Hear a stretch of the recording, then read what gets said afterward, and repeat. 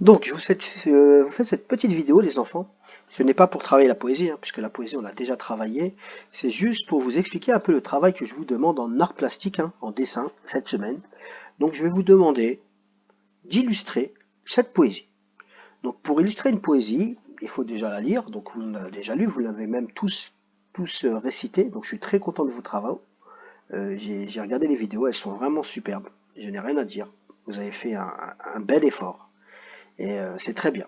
Il y en a même certains qui ont vraiment joué la scène, hein. C'était assez incroyable. Vraiment très content de vous. Donc sur ce, pour réaliser, comme je le dis en classe, pour réaliser en fait l'illustration d'un poème, il faut partir des idées du poème, ce que nous dit le poème.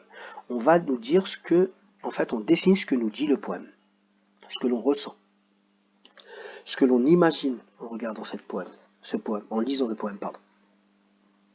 Par exemple, le titre au zoo. On peut s'imaginer, hein, très bien qu'on est au zoo et qu'on est en train de se promener et qu'il y a différentes parties. On peut dessiner seulement un chapitre, par exemple. On n'est pas obligé de tout dessiner.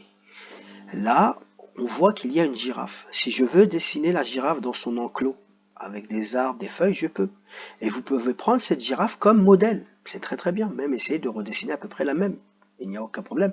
Mais il faut que, ce qui est important, c'est que le dessin prenne toute la page. Je ne veux pas un tout petit dessin et que tout autour c'est blanc. Voilà, c'est la seule consigne, c'est que réellement vous complétez l'ensemble de la page. Hein, donc c'est au zoo, donc après on peut mettre un soleil, on peut mettre des nuages, on peut meubler, comme on dit, meubler le dessin, c'est-à-dire pas mettre des meubles, mais juste bien remplir le dessin avec beaucoup de détails. Donc là, le premier paragraphe par exemple nous parle d'une girafe avec un long cou, qui regarde de partout, hein. Elle est curieuse, voilà tout, ça on n'est pas obligé de dessiner, mais voilà. Après, on nous parle d'un dromadaire. Vous pouvez regarder sur internet une photo d'un dromadaire. Vous pouvez même regarder comment dessiner. Vous tapez comment dessiner, ou vous le dites au téléphone avec votre micro sur Google, comment dessiner facilement un dromadaire. Et vous allez voir, vous allez avoir des vidéos qui vous montrent comment on peut dessiner un dromadaire aussi. Voilà. Et après, elle aime bien qu'on la prenne en photo, il croit qu'il est le plus beau. On peut dessiner un garçon, un monsieur, à côté, qui est avec un appareil photo en train de prendre en photo le dromadaire aussi. C'est une hypothèse, c'est une solution possible. Et le dernier paragraphe, on nous parle d'un caïman, hein, de ce grand crocodile. Celui-là, il est vraiment simple à faire, hein. Vous pouvez le faire vous-même tout seul, un grand caïman, vous pouvez le mettre à côté d'une mare, hein, dans une petite mare avec de l'eau, hein. Vous mettez du bleu tout autour,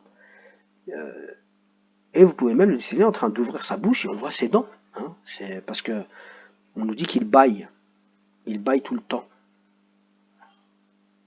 Donc s'il baille, c'est qu'il ouvre grand la bouche, donc on peut...